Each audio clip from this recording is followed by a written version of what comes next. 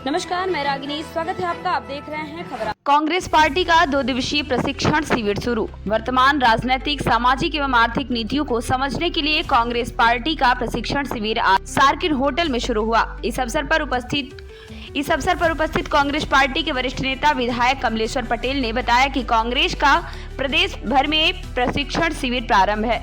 Party के जिला अध्यक्षों का पहले प्रशिक्षण शिविर आयोजित हुआ, उसके बाद अब ब्लॉक अध्यक्ष और मंडल अध्यक्षों का प्रशिक्षण शिविर आयोजित किया जा रहा है। कल सतना में हुआ, आज रीवा में, उसके बाद सीधी जिले में आयोजित होगा।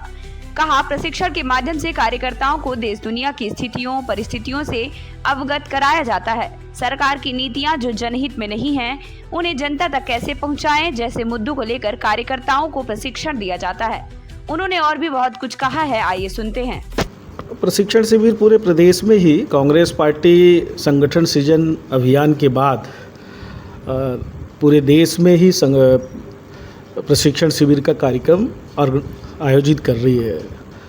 पहले जिलाध्यक्षों का पचमढ़ी में हुआ था और अभी बीच में ब्लॉक अध्यक्षों का भोपाल में हुआ था और हर संभाग में 2-2 जिले का प्रशिक्षण शिविर आयोजित पूरे प्रदेश में किया जा रहा है। प्रथम चरण में आज से कल सतना में शुरू हुआ है। कल प्रदेश अध्यक्ष जी आए थे, प्रदेश के प्रभारी भी आए हैं।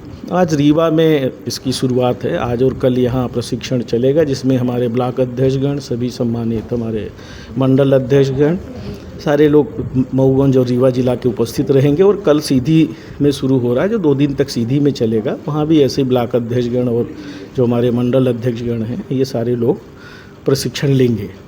प्रशिक्षण के माध्यम से देश दुनिया में वर्तमान में क्या स्थिति है, हमें किस तरह से काम करना है, इन सब विषयों पे, अलग अलग विषयों पे, क्या वर्तमान में राजनीतिक चुनौतियां हैं, आर्थिक सामाजिक, इन सब विषयों पे चर्चा होगी। और कौन से ऐसे मुद्दे हैं जो जनहित के हैं, उनको हमें किस तरह से जनता के बीच में लेके जाना है, इन सब विषयों पे चर्चा होगी।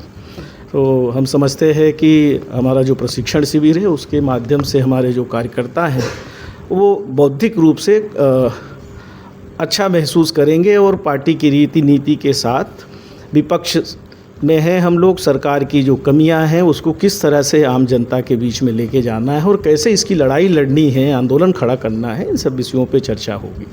देश में बढ़ती महंगाई को लेके जी, देश में लगातार महंगाई जो बढ़ती है, देखिए बड़ा चिंता का विषय है। और जिस तरह से अच्छे दिन का नारा देश के प्रधानमंत्री ने चुनाव के पहले दिया था, अच्छे दिन आएंगे, काला धन आएगा, 15-15 लाख रुपए सबके खाते में आ जाएंगे, महंगाई आधी कर देंगे, किसानों की आय दोगुनी कर देंगे, भ्रष्टाचार ख़त्म कर देंगे, बहुत सारे बड़े बड़े वादे किए थे, सबके पक्के मकान कर देंगे 2022 तक। अब 2026 चल रहा है, अब तो पैसे ही आना बंद हो गया, मनरेगा योजना ही बंद कर दी। तो आज जो स्थिति है, देश के जो हालात है, जिस तरह से पेट्रोल, डीजल, गैस सिलेंडर से लेके हर वस्तुओं का दाम 2 गुना 4 गुना हो गया है। आज गरीब व्यक्ति का जीवन दुर्भर हो गया है, वो कैसे अपना गृहस्थी चलाए, गृहिणियाँ परेशान हैं। कॉमर्शियल सिलेंडर का दाम एकदम एक साथ ही 2 गुना कर दिया। आज हमारे बहुत सारे बेरोज़गार साथी जो कहीं ठेला लगाते थे, कहीं दुकान संचालित करते थे, बड़े दूसरे शहरों में जाके काम करते थे, वो भी सारे लोग घर की तरफ पलायन कर गए हैं। और भारतीय जनता पार्टी की सरकार ने पूरे देश की अर्थव्यवस्था को चौपट कर दिया है और इनकी गलत नीतियों की वजह से आज ये जो स्थिति निर्मित हुई है, इनकी विदेश नीति फेल हो गई, इनका देश के जो इतने सारे टैक्स तो लगाए, टैक्स वसूली कर रहे हैं, पर वो टैक्स का पैसा जा कहाँ रहा है? देश की जनता को, किसान, गरीब, मजदूर, शिक्षित, युवा, बेरोजगार, किसी भी सेक्टर के व्यक्ति को कोई लाभ नहीं मिल रहा है। और इसके लिए पूरी तरह से मोदी जी, अमित शाह जी और भारतीय जनता पार्टी के सारे नेता जिम्मेदार हैं और लगातार धर्म का अफीम बेचने का काम कर रहे हैं और देश की जनता को गुमराह करके वोट तो हासिल कर लेते हैं, पर देश की जनता का हालात बदलने का कोई भी काम नहीं किया है। आज बड़ी दुर्भाग्य की बात है कि पीने का पानी का संकट आज मध्य प्रदेश में खड़ा हुआ है। हैंडपंप मेंटेनेंस नहीं हो रहे हैं, नल जल योजनाएं बंद पड़ी है, बिजली की सप्लाई नहीं हो रही है, ट्रांसफार्मर नहीं बदले जा रहे, अघोषित कटौती हो रही है, किसान पंजीयन कराने के लिए, स्लॉट बुकिंग के लिए लाइन में लगा हुआ है। डेट पर डेट बढ़ाए जा रहे हैं, पर जो वादा था किसानों की समर्थन मूल्य में खरीदी का, उसमें पूरी तरह से मध्य प्रदेश की भाजपा सरकार असफल साबित हुई है। और आज हमारा किसान अपने आप को ठगा महसूस कर रहा है। मजदूरों को कोई रोज़गार का अवसर नहीं है, मनरेगा योजना बंद कर दी है, पलायन की स्थिति है। पलायन में भी जो लोग बाहर जाते हैं वहाँ कोई ठौर ठिकाना नहीं है, इतनी महंगाई हो गई है। तो लोगों की ज़िंदगी बर्बाद करने का, तबाह करने का काम भारतीय जनता पार्टी की सरकार ने किया है। बड़े बड़े उद्योगपतियों को पनाह दी है, उनको देश की संपत्ति लुटाने का काम किया है और किसान, गरीब मजदूर को कोई राहत नहीं दी है।